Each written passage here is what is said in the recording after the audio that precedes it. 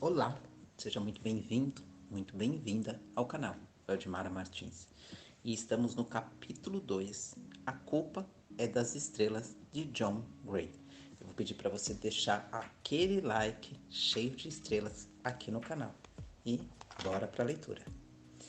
Augustus Waters dirigia muito mal, tanto na freada quanto na arrancada. Dava sempre um tranco enorme. Eu voava de encontro ao cinto de segurança da caminhonete Toyota toda vez que ele freava, e meu pescoço chicoteava para trás quando o pé ia para o acelerador. Eu deveria estar nervosa, sentada no carro de um estranho, indo para a casa dele, perfeitamente ciente do fato de que meus pulmões de araque iriam dificultar quaisquer esforços para evitar avanços indesejados. Mas ele dirigia tão mal que eu não conseguia pensar em outra coisa. Tínhamos percorrido quase uns 2 quilômetros em silêncio, ouvindo só os barulhos do carro. Quando Augustus disse, fui reprovado 3 vezes no teste de direção. Não diga. Ele riu e balançou a cabeça. É que eu não consigo sentir nada com a boa e velha prótese aqui, e não me acostumo a dirigir com o pé esquerdo. Meus médicos disseram que a maioria dos amputados consegue dirigir sem problema, mas, bem, não é o meu caso. Aí eu cheguei para o meu quarto teste de direção e ele rolou, mais ou menos como agora. Quase 1 quilômetro à frente, o sinal ficou vermelho. O Augusto pisou fundo no freio, me atirando num abraço triangular com um cinto de segurança. Foi mal. Juro por Deus que estou tentando fazer tudo devagar. Mas aí, no fim do teste, eu estava certo de que tinha sido reprovado de novo. E o instrutor disse: seu jeito de dirigir é incômodo, mas não é arriscado, tecnicamente falando. Não sei se concordo com ele, falei. Acho que foi mais um caso de privilégio do câncer. Os privilégios do câncer são pequenas coisas que as crianças com a doença recebem e as saudáveis não. Bolas de basquete autografadas por ídolos do esporte, perdão pelo atraso na entrega do dever de casa, carteiras de motoristas não merecidas, etc. É, ele disse.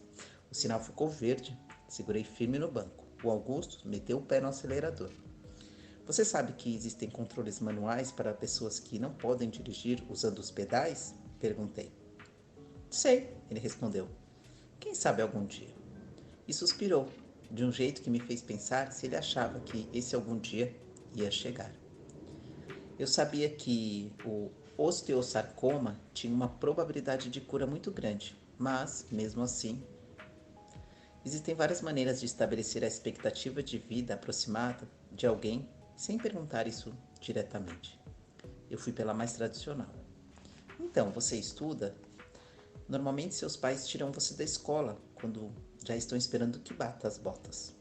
Estudo, ele respondeu, na Norte Central, mas estou atrasado 1 ano. Dei uma parada no segundo. E você? Pensei em mentir. Afinal de contas, ninguém se interessa por um cadáver ambulante. Mas eu acabei dizendo a verdade. Não. Meus pais me tiraram da escola há 3 anos. 3 anos? Ele perguntou boquiaberto. Contei ao Augusto a versão resumida do meu milagre. Diagnosticada com câncer de tireoide em estágio 4 aos 13 anos. Não contei que o diagnóstico veio 3 meses depois da minha primeira menstruação. Tipo, parabéns, você já é uma mulher, agora morra. E foi o que nos disseram, era incurável. Passei por uma cirurgia chamada dissecação radical do pescoço, tão desagradável quanto o nome. Depois, radioterapia. Aí, tentaram quimioterapia para os tumores no pulmão, que diminuíram no primeiro momento, mas cresceram de novo. Nessa época, eu já tinha 14 anos. Meus pulmões começaram a se encher de líquido. Basicamente, eu parecia uma morta-viva. As mãos e os pés inchados, como balões. A pele rachada, os lábios sempre roxos. Existe um remédio que faz você não ficar totalmente apavorado pelo fato de não conseguir respirar. E eu tinha uma grande quantidade dele fluindo dentro de mim por um catéter central inserido perificamente, PIC, para os íntimos, e mais de uma dezena de outros medicamentos. E mesmo assim, a sensação de afogamento é meio desagradável, principalmente quando dura vários meses. Por fim, acabei na UTI com pneumonia e minha mãe se ajoelhou ao meu lado e perguntou: "Você está pronta, querida?" E eu respondi que estava. E meu pai ficava repetindo que me amava com aquela voz embargada de sempre. Eu dizia que o amava também. E todo mundo de mãos dadas. Eu sem conseguir respirar, meus pulmões funcionando no desespero, sem fôlego, me forçando a me ajeitar para tentar achar uma posição que permitisse que o ar entrasse. Eu constrangida pelo desespero dos meus pulmões, passada por eles não desistirem, simplesmente, e me lembro da minha mãe dizendo que estava tudo bem, que eu estava bem, que eu ficaria bem, e do meu pai fazendo um esforço tão grande para não chorar, que quando caía no choro, o que acontecia com frequência parecia um terremoto. E me lembro de não querer ficar acordada. Todo mundo achou que aquele fosse meu fim, mas minha médica do câncer, Maria, conseguiu drenar um pouco do líquido dos pulmões. E logo depois, os antibióticos que eu tomava para tratar a pneumonia começaram a fazer efeito. Acordei e logo entrei em um daqueles testes clínicos com remédios experimentais que são famosos na República da Cancervânia por não funcionarem. A droga se chamava Falanxifor, uma tal de molécula projetada para grudar nas células cancerosas e diminuir a velocidade de multiplicação delas.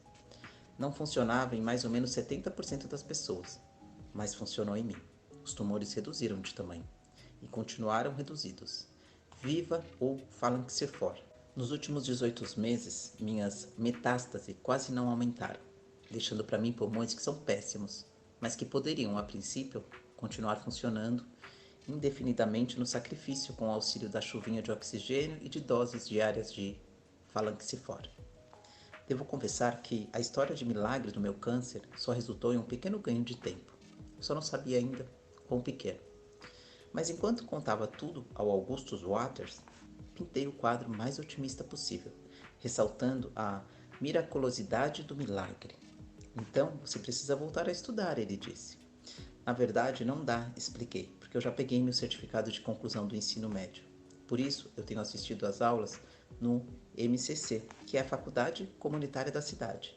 Uma universitária, ele disse, balançando a cabeça. Isso explica a aura de sofisticação. Ele abriu um sorriso afetado, dei um empurrão no seu braço de brincadeira e pude sentir o músculo logo abaixo da pele, todo contraído e incrível. Fizemos uma curva cantando o pneu e entramos em um loteamento com um muro emboçado de 2,5 metros de altura. A casa dele era a primeira à esquerda, estilo colonial, 2 andares. Paramos com um tranco na entrada de carros. Fui atrás dele até dentro da casa.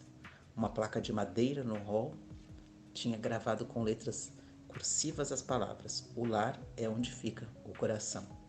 E acabou que a casa toda era enfeitada com dizeres desse tipo: "Amigos de verdade são difíceis de encontrar e impossíveis de esquecer", afirmava uma ilustração acima do cabideiro. "O verdadeiro amor nasce em tempos difíceis", prometia uma almofada bordada na sala de estar cheia de móveis antigos. O Augusto me pegou lendo. "Meus pais chamam isso de encorajamentos", explicou. "Estão espalhados por toda a parte." O pai e a mãe dele o chamavam de Gus. Estavam preparados enchiladas na cozinha. Escritas em letras gordinhas num vidro jateado, perto da pia estava a frase: "Família é para sempre." A mãe colocava frango nas tortilhas, que o pai enrolava e botava no pirex. Eles não pareceram muito surpresos com a minha chegada, o que fazia sentido. O fato de o Augusto me fazer sentir especial não queria necessariamente dizer que eu era especial. Talvez ele levasse uma garota nova todas as noites para ver um filme e se aproveitar dela. "Esta é Hazel Grace", ele disse, me apresentando formalmente. "Só Hazel", falei. "Como vai, Hazel?", o pai perguntou. Ele era alto, quase tão alto quanto o Gus, e magro de um jeito que pais mais velhos normalmente não são. "Tudo bem", respondi. "Como foi lá no grupo de apoio do Isaac?" "Foi inacreditável", disse o Gus. "Você é um tremendo desmancha-prazeres", a mãe disse. "Hazel, você gosta de lá?" Fiquei em silêncio por um segundo, tentando decidir se minha resposta deveria ser calculada para agradar ao Augustus ou aos pais dele. A maioria das pessoas é bem legal, falei por fim. Foi exatamente o que achamos das famílias no memorial, quando estávamos no meio do tratamento do Gus, o pai dele disse.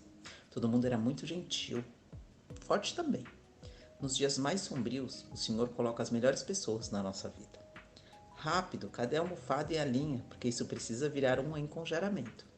O Augusto disse, e o pai pareceu ficar um pouco chateado.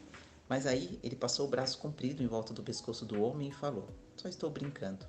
Pai, eu gosto desses malditos encorajamentos, de verdade. Só não posso admitir isso porque eu sou adolescente. E o pai dele revirou os olhos. Você vai ficar para o jantar? A mãe perguntou. Ela era baixa, morena e tinha as feições de uma ratinha. Acho que sim, respondi. Tenho de estar em casa às 10. Ah, só tem uma coisa. Eu não como carne. Não tem problema. Vamos vegetarianizar alguma delas, ela disse. Os animais são fofos demais, o Gus perguntou. Quero diminuir a quantidade de mortes pelas quais sou responsável, falei. O Gus abriu a boca para fazer um comentário, mas pensou 2 vezes e continuou calado. A mãe dele preencheu o vazio. Pois eu acho isso uma coisa maravilhosa. Eles conversaram um pouco comigo, me contando que as enchiladas eram as famosas e impossíveis de não experimentar. Enchiladas Waters, e que o toque de recolher do Gus também era às 10, e que eles desconfiavam totalmente de qualquer um que estabelecesse um toque de recolher diferente de 10, comentando o fato de eu estar estudando. Ela é universitária, o Augusto exclamou, de um clima estar absolutamente magnífico para março e de como na primavera tudo era renovado, e em nenhum momento fizeram qualquer pergunta sobre oxigênio ou sobre meu diagnóstico, o que era ao mesmo tempo estranho e maravilhoso. E aí o Augustus disse, a Hazel e eu vamos assistir ao V de Vingança, para que ela possa ver a doppelganger cinematográfica dela, a Natalie Portman do século XXI. A sala de estar é toda de vocês, o pai dele disse todo alegrinho. Na verdade, acho que vamos ver o filme lá no porão. O pai dele riu. Boa tentativa, sala de estar. Mas eu quero mostrar o porão para Hazel Grace, o Augustus disse. Só Hazel? Falei. Então mostre o porão para a só Hazel, o pai dele disse. E depois volte aqui para cima e assista a seu filme na sala de estar. O Augustus bufou, se equilibrou na perna e girou o quadril, jogando a prótese para a frente. Tá bem, resmungou. Desci as escadas encarpetadas atrás dele, até chegarmos a um enorme quarto porão. No nível dos meus olhos, uma prateleira lotada de memorabilia de basquete se estendia pelas paredes. De todo o cômodo, dezenas de troféus com homenzinhos de plástico dourado no meio de saltos com arremesso, driblando ou voando enterradas em cestas invisíveis.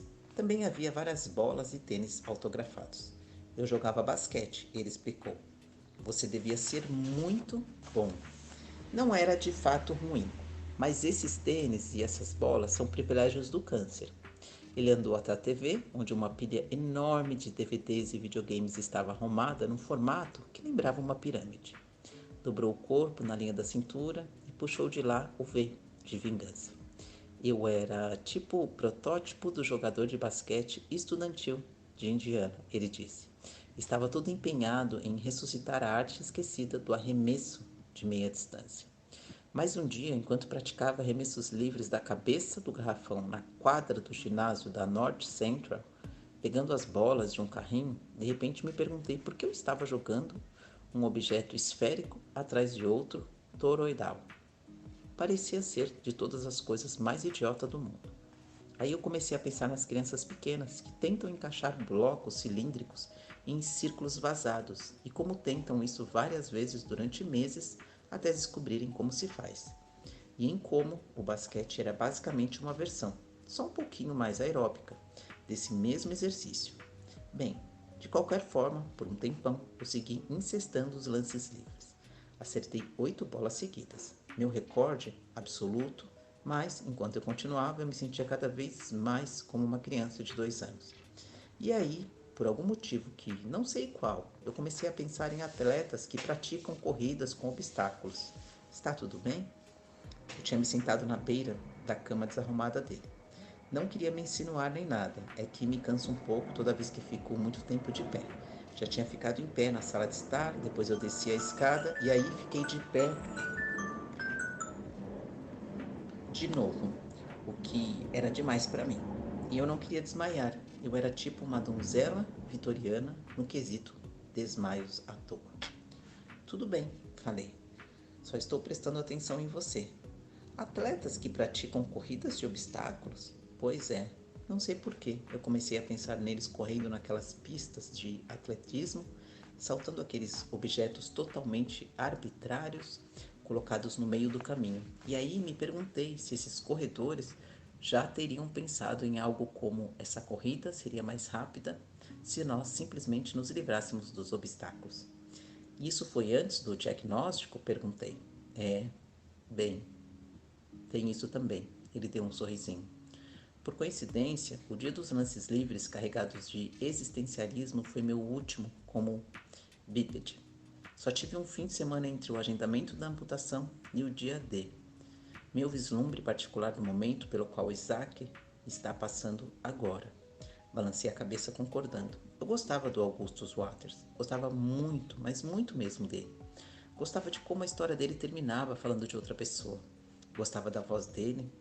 Gostava do fato dele ter feito lances livres carregado de existencialismo. Gostava de ele ser professor titular no departamento de sorrisos, ligeiramente tortos, com 2 cátedras no departamento da voz que me deixa a flor da pele. E gostava de ele ter um apelido. Eu sempre gostei de pessoas com apelidos porque você pode escolher como chamá-las, Gus ou Augustus. Eu era sempre só Hazel, uma Hazel univalente. Você tem irmãos? Perguntei. Hein? Ele murmurou, parecendo um pouco distraído. Aquilo que você disse sobre ver crianças brincando. Ah, não, eu tenho sobrinhos das minhas meias irmãs, mas elas são mais velhas. Elas têm pai, quantos anos a Marta e a Julie têm? 28.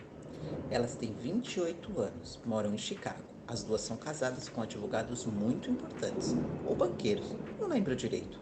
E você tem irmãos? Fiz que não com a cabeça. E aí, qual é a sua história? Ele perguntou, sentando do meu lado a uma distância segura. Eu já contei a minha história para você. Eu fui diagnosticada quando? Não a história do seu câncer, a sua história, seus interesses, pensamentos, paixões, fetiches e etc. Murmurei. Não vá me dizer que você é uma daquelas pessoas que encarnam a doença. Eu conheço tanta gente assim, dá até pena. Tipo, o câncer é um negócio em franco crescimento, certo? Um negócio de tomar as pessoas de assalto, mas é claro que você não deixou que ele saísse vencedor assim tão cedo. Passou pela minha cabeça a ideia de que talvez eu tivesse deixado sim. Eu demorei a decidir como me vender para o Augustus Waters, que interesse selecionar, mas no silêncio que se seguia eu só consegui pensar que eu não era muito interessante. E eu não tenho nada de extraordinário. Eu me recuso a acreditar nisso. Pense em alguma coisa de que você goste. A primeira coisa que vier à cabeça. Ler? O que você gosta de ler? Tudo. De tipo romances hediondos à ficção pretensiosa, poesia, de tudo um pouco. Você também escreve poesia? Não, eu não escrevo. Tá aí, o Augusto falou quase gritando. Hazel Grace, você é a única adolescente nos Estados Unidos que prefere ler poesia a escrever poesia. Só isso já diz muito sobre a sua pessoa. Você lê um monte de livros maneiros com M maiúsculo. Não lê? Acho que sim. Qual é o seu livro favorito? Murmurei.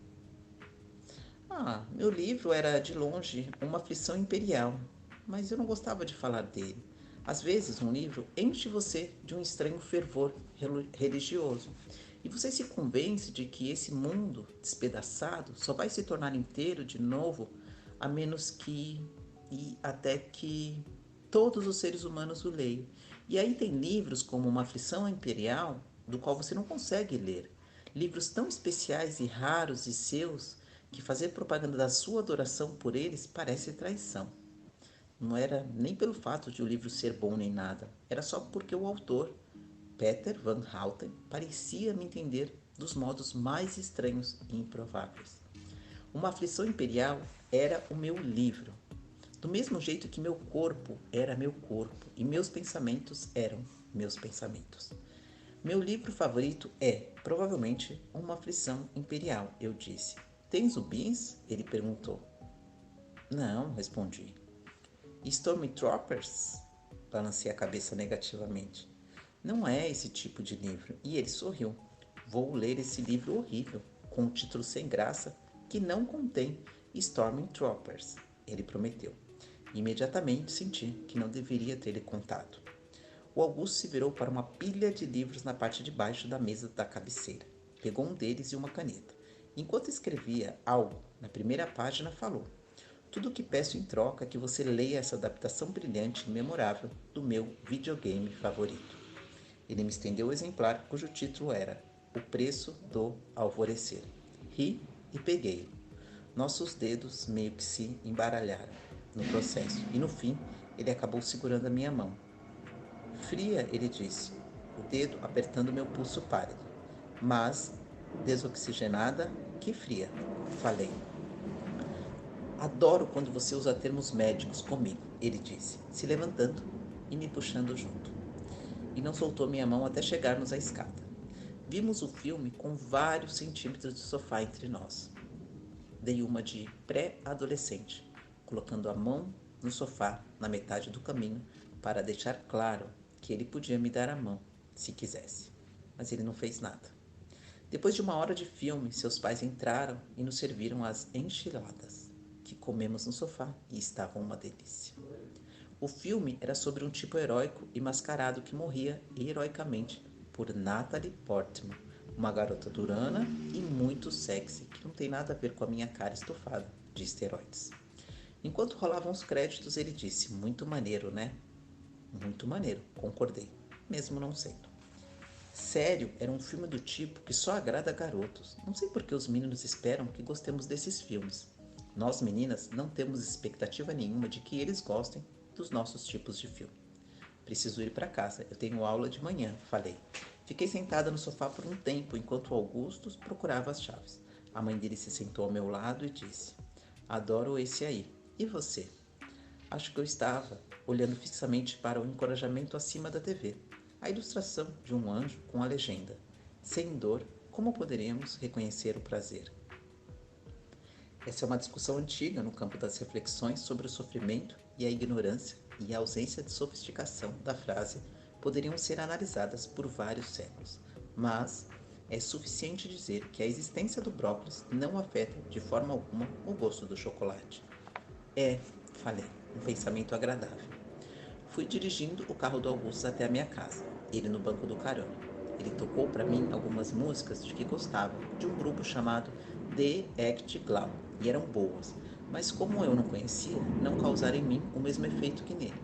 De vez em quando eu dava uma olhada na perna do Augusto ou no lugar onde ela costumava ficar, tentando imaginar como seria a aparência da perna falsa. Não queria dar uma bola para aquilo, mas dava um pouco. E ele devia sentir a mesma coisa em relação ao meu oxigênio. A doença gera repulsa. Eu aprendi isso há muito tempo e achava que o Augustus também tinha aprendido. Quando eu encostei o carro em frente à minha casa, o Augustus desligou o rádio. O clima ficou tenso. Ele devia estar pensando em me beijar e eu com certeza estava considerando essa possibilidade. Fiquei me perguntando se era o que eu queria. Eu já tinha beijado alguns garotos, mas fazia algum tempo. Não era pré-milagre. Coloquei a marcha do carro, ponto morto, e olhei para ele, como era belo. Sei que este não é o adjetivo mais usado para elogiar a beleza de um garoto, mas ele era. Hazel Grace, meu nome soando inédito e muito mais bonito na voz dele. Foi um prazer inenarrável conhecê-lo. Igualmente, Sr. Waters, falei, e fiquei envergonhada ao olhar para ele. Não era páreo para a intensidade daqueles olhos azul piscina. Podemos nos ver de novo? Perguntou, e havia um nervosismo fofo na voz dele. Sorri. Claro. Amanhã? Paciência, gafanhoto, aconselhei. Assim vai parecer que você está ansioso demais. Exatamente. Foi por isso que falei amanhã. Quero ver você de novo hoje à noite, mas estou disposto a esperar a noite toda e boa parte do dia de amanhã. Revirei os olhos. Estou falando sério, ele disse. Você nem me conhece direito. Peguei o livro de dentro do console. Que tal se eu ligar para você assim que acabar de ler isto? Mas você não sabe qual é o número do meu telefone, ele disse. Eu tenho motivos para acreditar que você anotou o número no livro. Ele abriu aquele sorriso meio bobo. E você ainda disse que a gente não se conhece direito?